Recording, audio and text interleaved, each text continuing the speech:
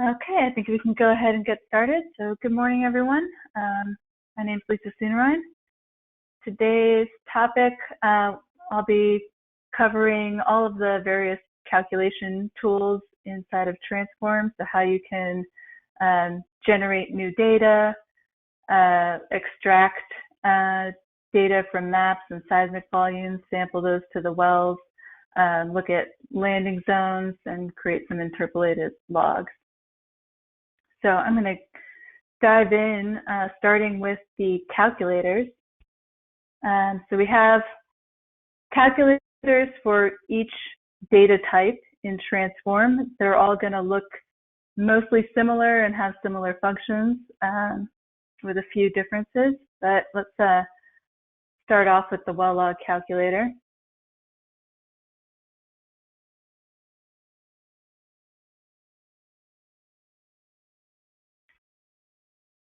So this is what you'll see with pretty much all of them. You'll have on the left-hand side, which is your equation editing area. So what's shown in yellow is where you would start typing in your calculator equation. The middle is where you have your variables that you can use in your calculations. So in this case, it's the well log calculator. You're going to see well logs here, and we can toggle between mnemonics and aliases. And then just below this, we can choose a well list. So it's going to show us a list of all of the wells that we're applying our equation to. We have them all checked on by default, but you can uncheck them and select individual wells if you want to. You can subset it to a well list. And you also have a search bar here in the bottom, so you can search for individual wells the same way you would in the data tree viewer. So one of the common things that you might use the well log calculator for is actually really simple. If you want to change property type. So this is something that might come up in other places in Transform. One of them is the well log alias manager. You have to have your logs in the same property type in order to alias them. So if you have imported a log in the incorrect property type and you want to change it, all you have to do is double click on that item in the list. And basically that's it. That's your equation. You don't have to multiply by 1 or anything like that. It's going to essentially make a copy of that log. And if I click through my wells in my table, it'll show me a preview of what that looks like. And they look identical, as they should, between the input and the output. So if I wanted to change the property type, go to this drop-down menu, choose the property type that I want. If you don't see the one that you want in here, you can always go to other property types. And that'll bring up a bigger list, and you can also create your own new property types that are custom. And once you've been using Transform for a while, the commonly used property types are going to start to float to the top of this list. So if it's something that you use often, you won't always have to go to other property types to find it. It should start appearing in the main list.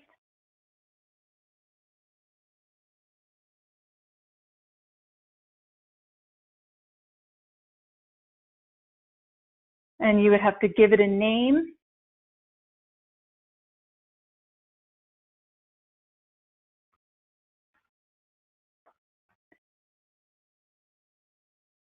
So notice that if I have any mistakes in here, I do get a red X in the top left corner of my calculator window. So if I go back to not having a name, it's going to flag that as I need to enter a name before I can continue. If I don't have a usable equation, it's just going to tell me that there's an error in the equation. And you have a key in this little calculator icon in the top left that shows you all of the operations that you can do in this calculator. So feel free to browse through here and take a look at what you have available. Anything that you click on, it'll give you a preview of how you would write that out in the equation editor.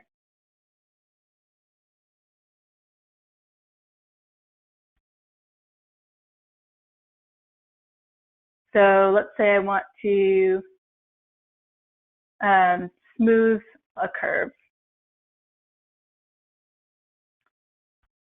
So I'm setting up a variable here, and the variable that I'm making is going to be my gamma ray curve. And then after semicolon,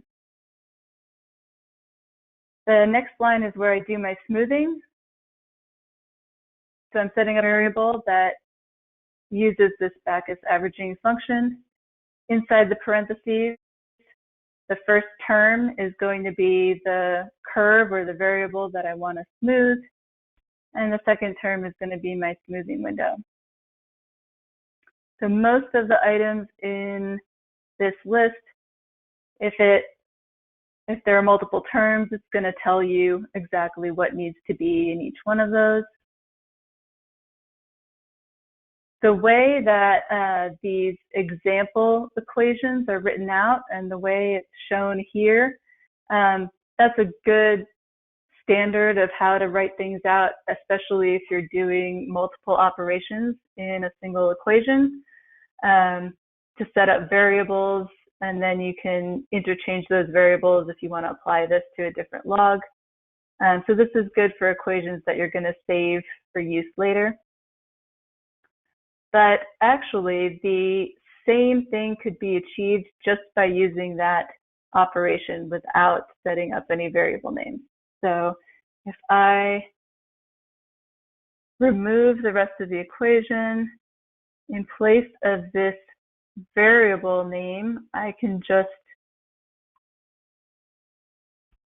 come over here to my list of logs and double click directly on that. It's going to insert it into that part of my equation. And now that it's highlighting in red, that's how you know that it's accepted it as a complete equation on its own. So you really only need this one line if that's the only step that you're going to take. And I'm not going to put a semicolon after that. So the last line of your equation that actually is getting written out as a new curve won't have a semicolon after it. Every line ahead of that should have a semicolon. And then as I change this window, we can see how that will update the curve on the right-hand side. So in my preview on the right where it says result, I can use that to experiment parameters until I get something that I like the look of.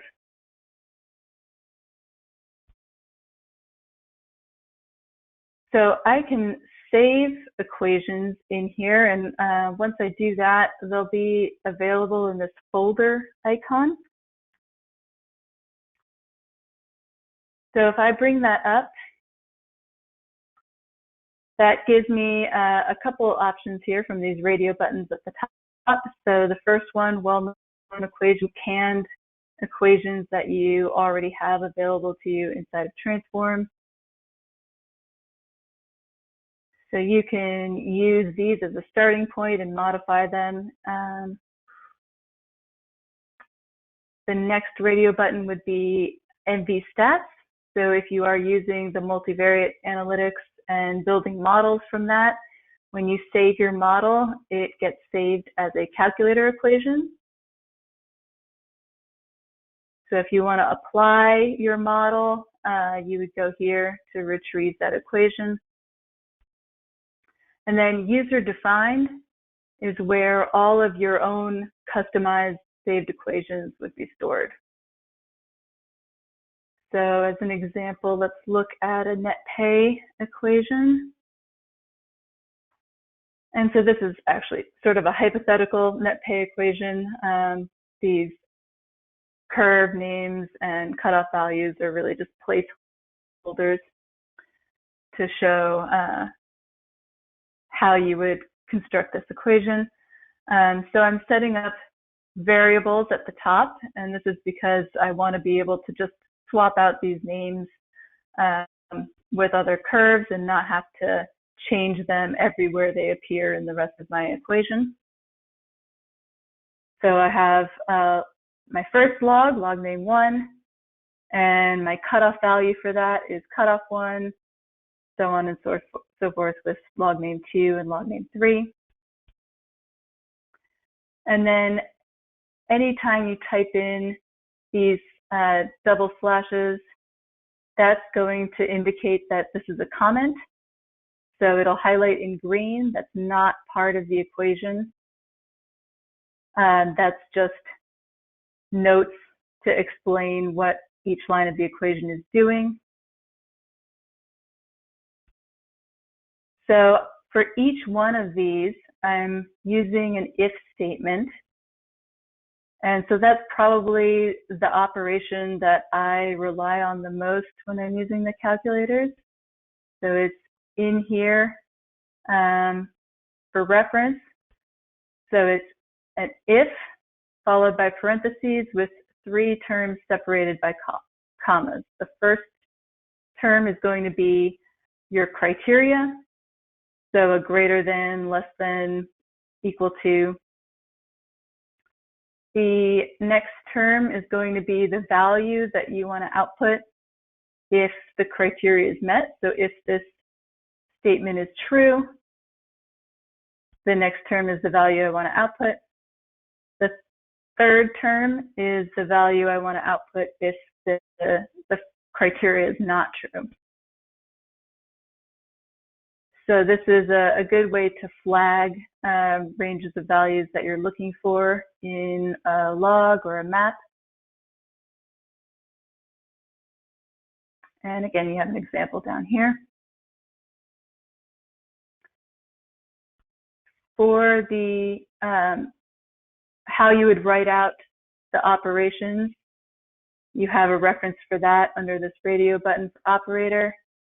So when you're looking for how to write out something like is equal to, it's a double equal sign. Greater than and equal to would be greater than sign followed by an equal sign. So you do have a reference sheet for those as well.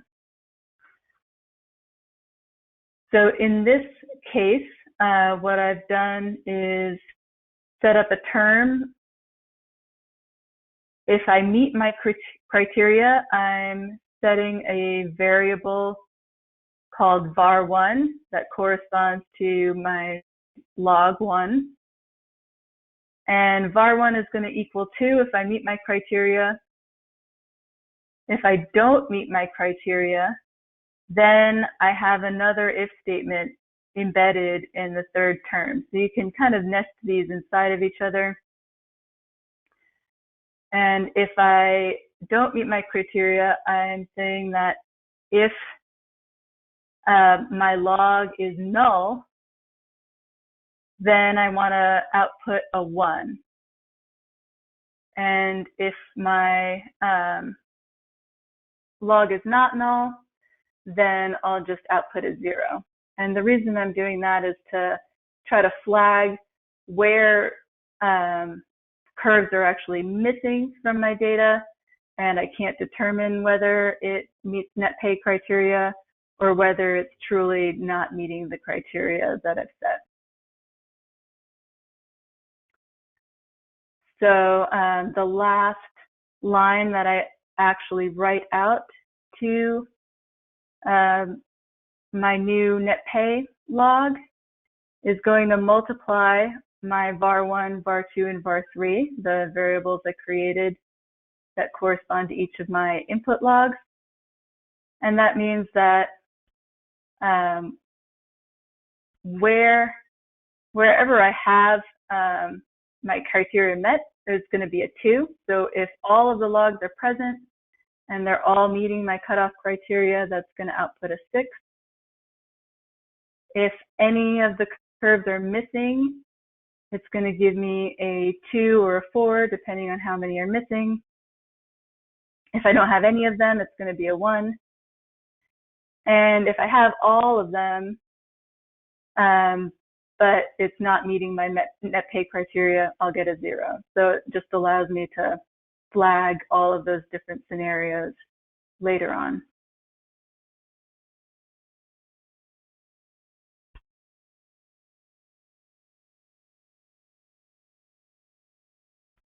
And so as I click through these, you get a preview and you can see the results curve looks kind of blocky, as you would expect for something that's a discrete indicator log.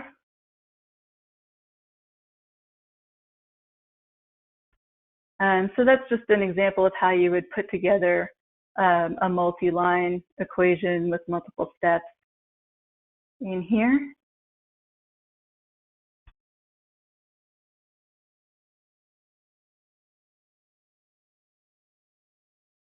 I'm going to close out of that for now, and we'll just kind of go quickly through some of the other calculators because they should look pretty similar. So the well and zone attribute is where you would go to calculate well and zone scalars.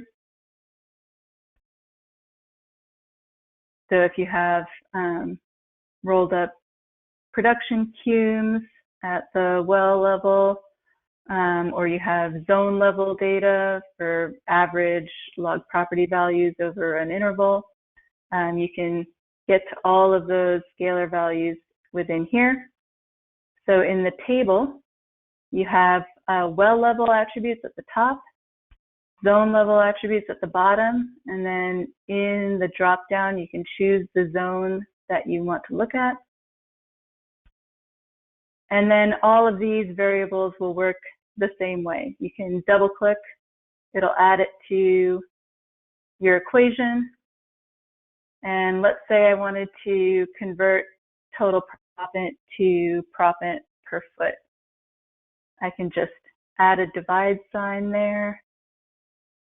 And in this case, producing interval is my perforated interval length. I can double click on that. That'll add it to my equation. And now I have a complete equation in here, relatively simple. And just to show you what happens, if I add a semicolon at the end of that, this is now no longer a because by virtue of doing that, it's expecting another line below that.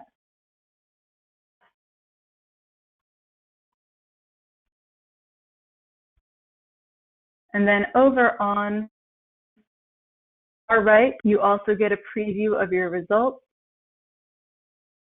So you have all of the variables that were used in your for reference, and then you have a column showing your results. And again, you can subset to a well list. You need to check on all of the wells before you create your new variable. And then you can choose to make this a well attribute or a zone attribute that's specific to a particular zone. Now, the reason my create button is grayed out here is because I haven't actually given this a name. Will all work the same way that it does in the well log calculator. You choose your property type and enter the name. And the operations will be basically the same. There may be, a couple of small differences in what you're able to do to log data versus to a scalar. So there might be a few discrepancies in there, but most of the same operations will be available. And again, these saved equations will look the same.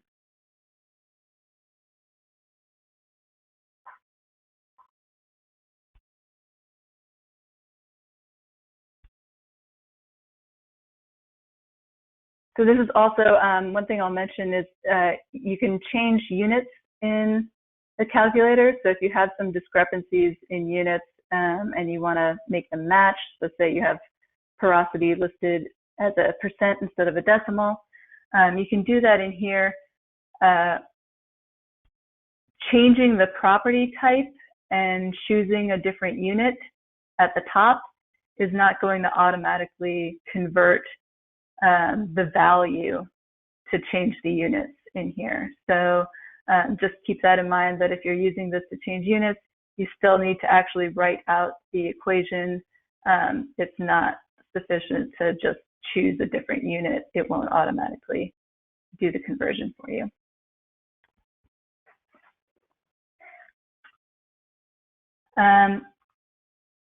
For horizon and size and volume, both of these will work similarly in that before you go into the calculator, it's going to ask you to choose an existing horizon, and what you're really choosing is what the output aerial grid will be for your calculated horizon or property map.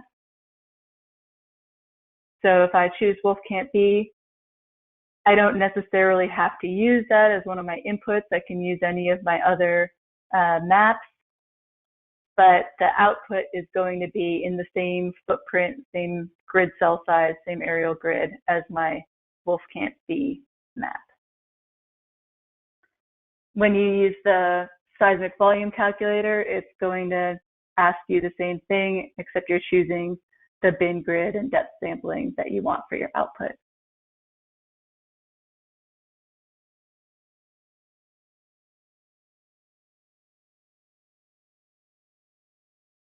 Looks pretty similar in here. You have all of your maps. Anything that's in this kind of orangey brown color is a surface, structural surface. If it's blue, it's a time surface. And then this kind of colorful symbol means that's a property map and not a surface. You can use them the same way in the calculator. One thing you probably will notice in here is that we don't have 3 panels, we just have 2. We don't have a preview on the right-hand side. And to get a preview, there's another way to go about that, and that's launching from a depth scene. So in my 3D scene, or a time scene, if that's what you're working with, I have a horizon rendered in here. If I click on it, I can right-click and launch my horizon calculator. This also makes it a little bit easier since you don't have to comb through that long list of horizons in order to find the one that you're looking for. It automatically is going to launch it using that as your grid. And so it's only asking me to choose between the property calculator or the horizon calculator. The difference is that I would use the property calculator to calculate anything that's not a structural depth.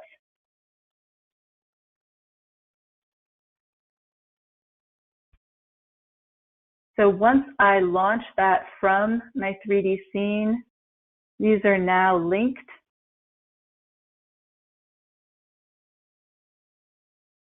So let's say I want to do some cutoff in here. I can start typing an if statement. Let's see.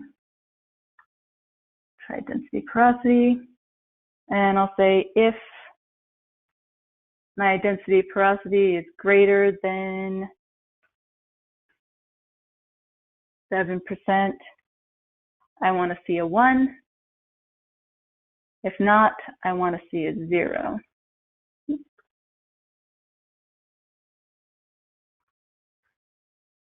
So now I have an equation in here. If I hit update,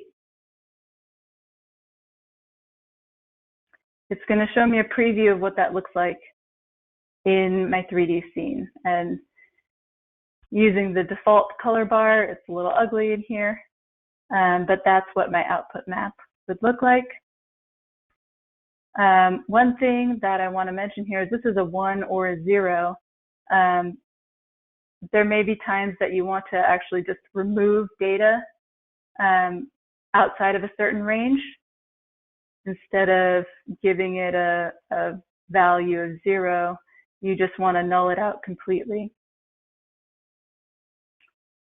And I believe it's listed in here.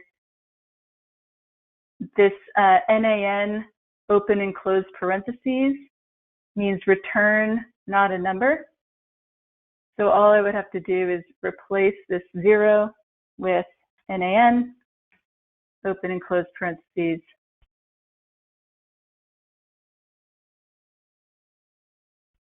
And now it's just cropped out all of the data outside of my range.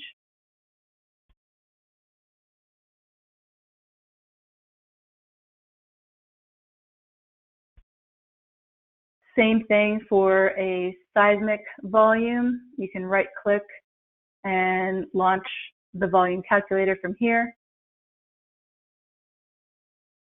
And everything else will work the same way as it does in the other calculators.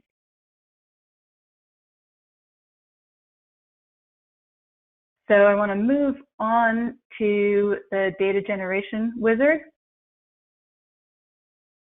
So that's up in the top left corner of your transform window, right under data. It's also in the data drop-down menu under generate new data.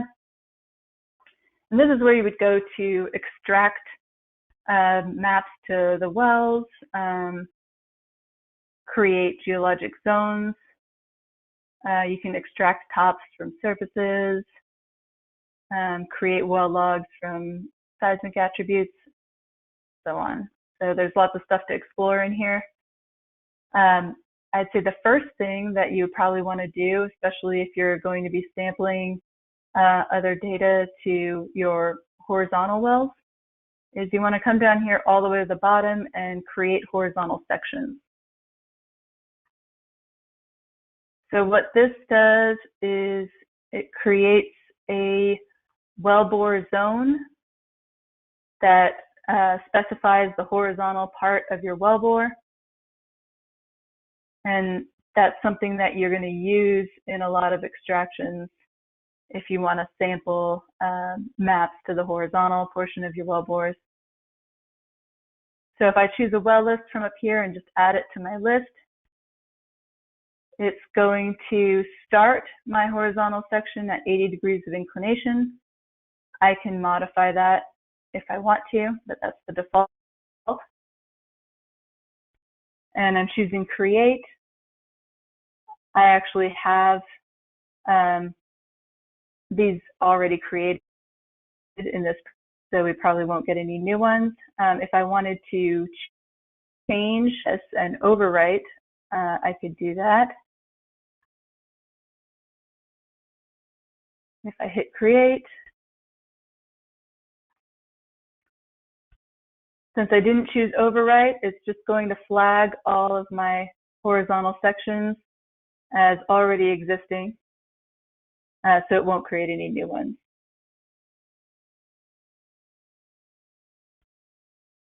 So I just want to mention that as sort of a prerequisite to a lot of the other options that are in here. So now if I wanted to extract a horizon or surface to a zone scalar, I can come in here and use those horizontal sections as the zone that I want to extract to. And I have a list of maps on the left-hand side. So I can just navigate to the one that I want.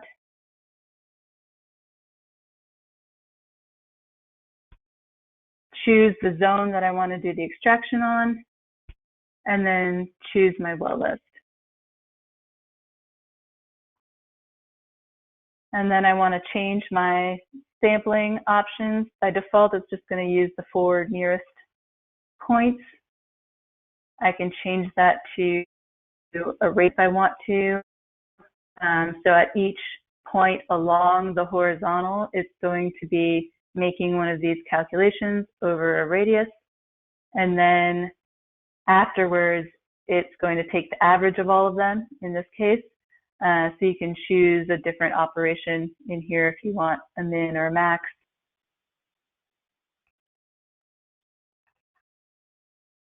And the nice thing here is you can do more than one at a time. So if I say I'm building a multivariate model and I want to test some different ways of extracting these to see which one works best, I can add all of these to my list. I can calculate them all at the same time. They're all using different operations. And I would just have to change the name. So notice that the default name doesn't really specify what operation I used. So I'd probably want to include that in the name. And you have freedom to edit the scalar name here. So what I've done so far is taking the values of this map and it's looking at values are along my horizontal in map view. So this means that it's not going to care whether it's appropriate for me to extract this particular map onto a horizontal. So let's say I'm extracting this Wolfcamp A map onto a horizontal wellbore that's, you know, in the Sprayberry or in the Wolfcamp D. It'll still make that calculation because it's only looking at things in map view. So you probably want to make a well list ahead of time just to make sure that you're only doing this for the relevant wells. The other option I want to mention in here is you can choose this radio button of relative to horizon.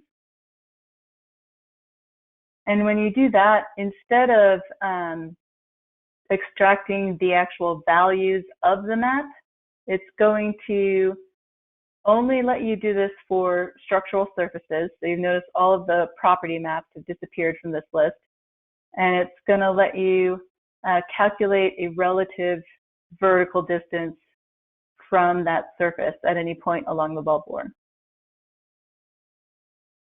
So in this case, it's just giving you a single output along the wellbore. You could do this for a log. There's another option that will let you extract a well log from a horizon. So that'll show you a log of your relative distance. This will give you an average distance over your horizontal. So negative distances would mean that your wellbore is above the surface. Positive distances would mean it's below.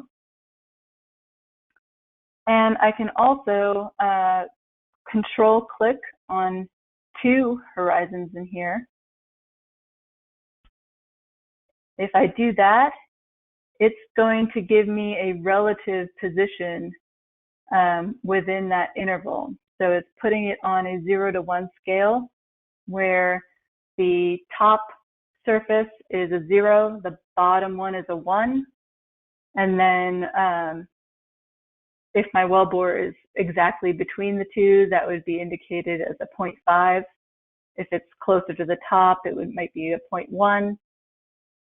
It'll be negative if it's above that interval and greater than 1 if it's below that interval. So this can really help identify relative positions of logs if you don't the interval broken down into smaller sections through picks.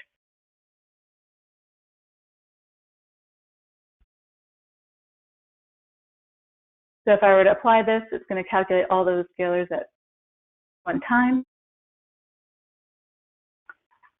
And then I'm moving through this a little too slowly, so I'll try to pick up the pace a little bit. Most of these are going to look similar. You'll have those panels of parameters to choose from, add them to your list. I think a common mistake in here is that folks might choose something from the top, hit add, and then change the operations or the radius in here. So when you are changing this, it has to be done before you hit add. Any changes are only going to be applied to the next thing that you add to your list of calculations.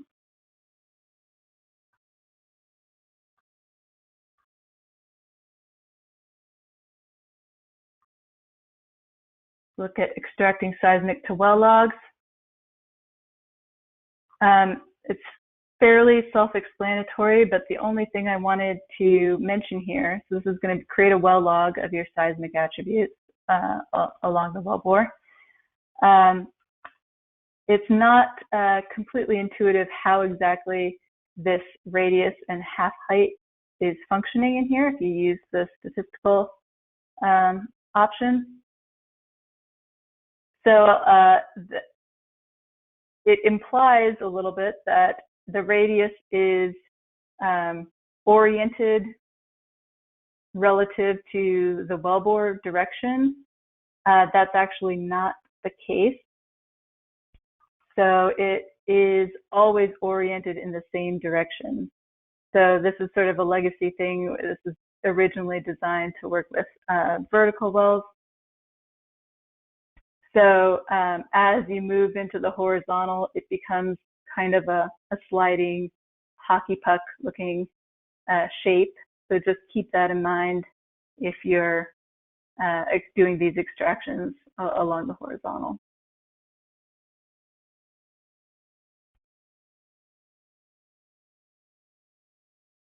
I'm going to move on from data generation, go into well targeting. So that's in the geology drop-down menu. So this is a tool that we've gotten lots of positive feedback on, and it's really helped make it easier to do multivariate models and make sure that you're doing an apples-to-apples comparison with wells that are landing in the same zone. So I'm going to choose a well list in here, and I can choose either from a structural model or a strat column. If I don't have one of those, I can bring up a list of all of my horizons and choose them individually. In this case, I'm going to go ahead and use my structural model since I have one. If you are using a play assessment, you should have a structural model that comes with it and a strat column. So now this is going to scan all of these wells, and so I just hit compute, and it's going to look at where my wells are landing relative to each of these intervals. So it's using that 80-degree inclination threshold again here, and that's its starting point.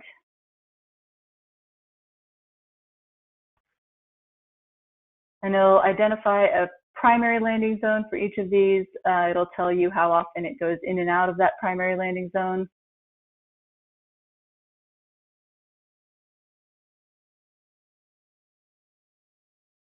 It'll output all sorts of stuff that you may or may not have a use for, but you can decide which of these are important enough for you to keep. So it won't automatically clog up your database with lots of stuff that you don't need.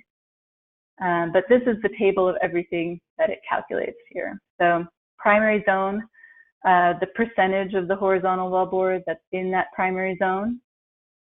So if it's less than 50% in a single zone, it won't really be given a primary zone assignment. segments will indicate how often it comes out of zone. And then specifying heel and toe zone in case there's a difference between those two.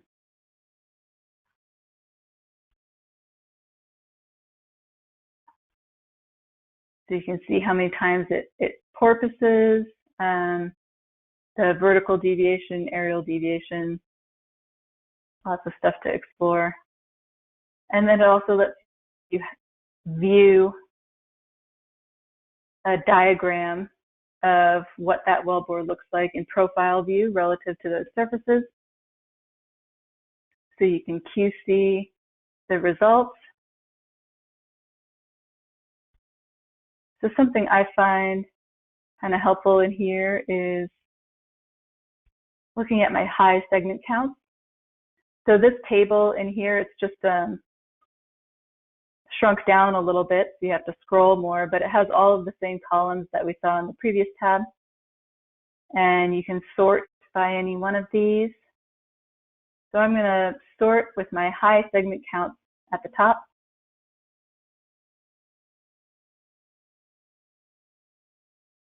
And usually you can tell that these high segment counts aren't necessarily a case of a poorly steered well. A lot of times it'll just be that the grid was interpolated right across this well just by coincidence. So I think these can also be helpful not just in determining landing zone, but potentially flagging some unresolved structures. If you have a structural high or structural low that didn't get captured in your map, that might be indicated by a cluster high segment counts that are kind of all in one area of the map.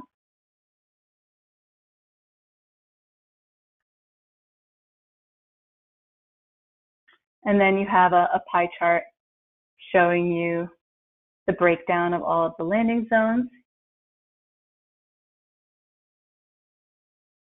And it will link with your base map, and I'm use this over a subset of all of the, we're just looking at one area. But if I click through this, it's going to highlight the wells in that zone for me in the base map. And the same thing with the preview here. It's going to snap me to whichever well I click on in this table. So it makes it easy to investigate if this is a real well that's going in and out of zone, or if there's an issue with the map that could be resolved by just moving a contour a tiny bit. To actually commit these to my database, I can just go down here and hit create and just check off the items that I actually want to save. So the ones on the left-hand side are going to be at the well level.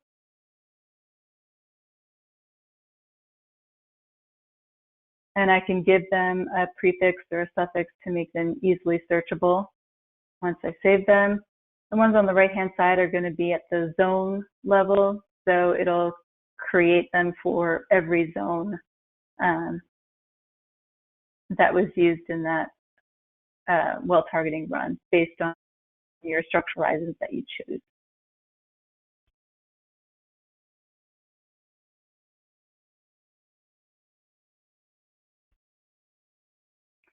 So we're nearing the end of the time, and we have one last thing to go over, so we'll try to do it pretty quickly, and that's the Advanced Property Estimator. So this is a way to estimate logs in areas where you don't have log coverage.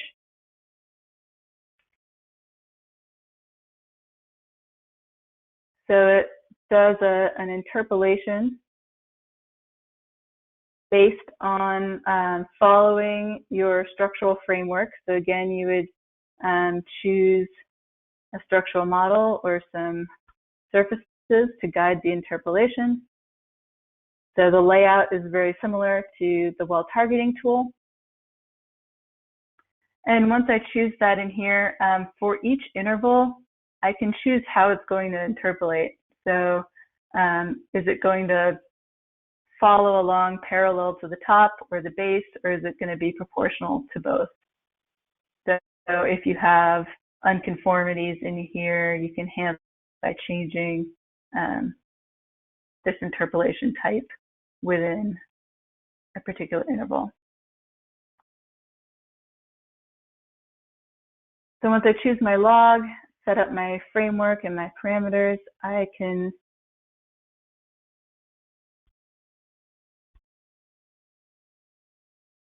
build that well grid. So that's sort of the framework of my existing logs and my guiding surfaces. And then I can start previewing interpolated logs in the next tab. So I'm just doing a simple left drag across my view. And when I get close enough to a neighboring well to make an interpolated log, it's going to show me a preview of what that will look like on the right-hand side. So by default, it's doing an octant search. So it's going to search in those 8 directions relative to where I have my mouse. It's going to use 1 point from each one of those directions if it finds one.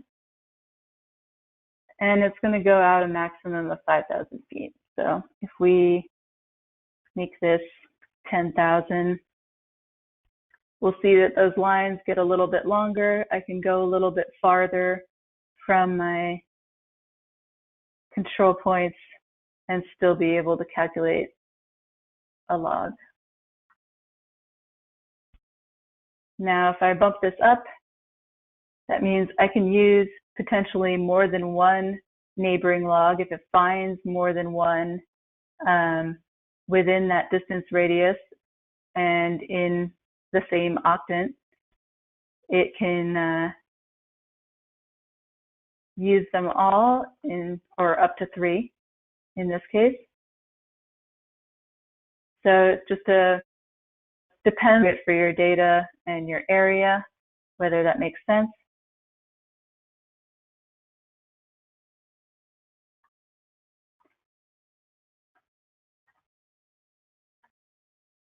And then if I want to actually create these logs, it's going to create a synthetic well and wellbore and log with the name that I've given. So it's just a shift left click to create that. I don't have to change the name each time. It'll use the same name and add an extension onto it. So in my data tree,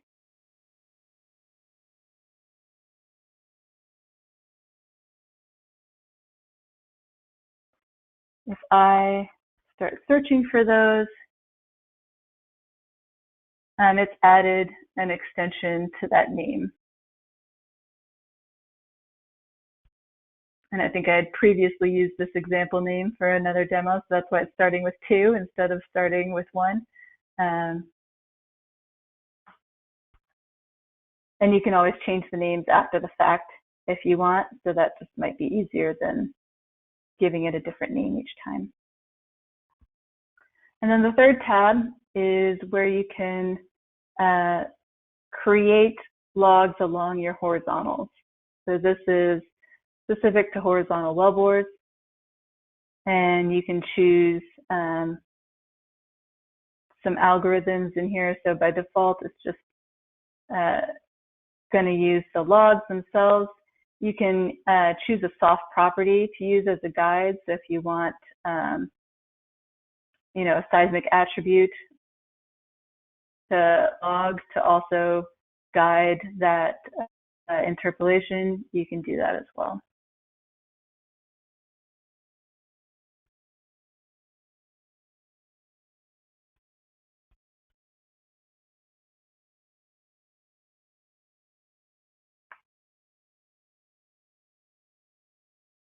And then I can just give it a name and hit create.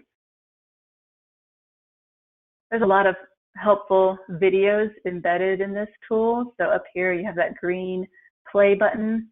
If you bring that up, you have a whole lot of instructional videos in here that really break down every step of the process. And in Transform 6, the next step of this is you're going to have another tab in here that allows you to actually grid out a volume of your interpolated log property. And you can treat that just like any other seismic volume. You can use it in the seismic volume calculator. So it'll give you some more options for what you can do with this tool. Right now in 5.4, you're just able to create individual logs. So more to come from this. We'll wrap it up there. I went a little bit long. Let's see if we have any outstanding questions that we need to get to. Hey, Lisa.